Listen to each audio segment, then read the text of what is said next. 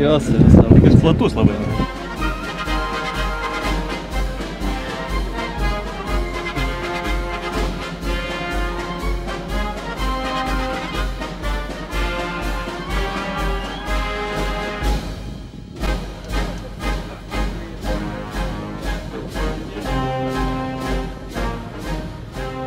Šiandieną turėjau unikalią galimybę tuo metu, kai komanda pridavinėja techniką Le Havre, tai yra mūsų tam tikras logistinis vienetas.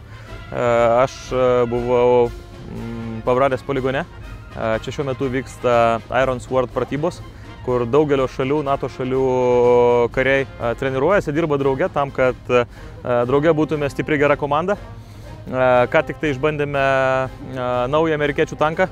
Labai unikali galimybė. Sakė, truputį daugoka žmonių aplinkų, tai šį kartą nevažiavom, bet aplandžiojau ir eilinį kartą supratau, kad tai, ką darome mes, ką daro kariškiai, ką daro gydytojai, ką daro bet kuris profesionalas, yra labai panašu.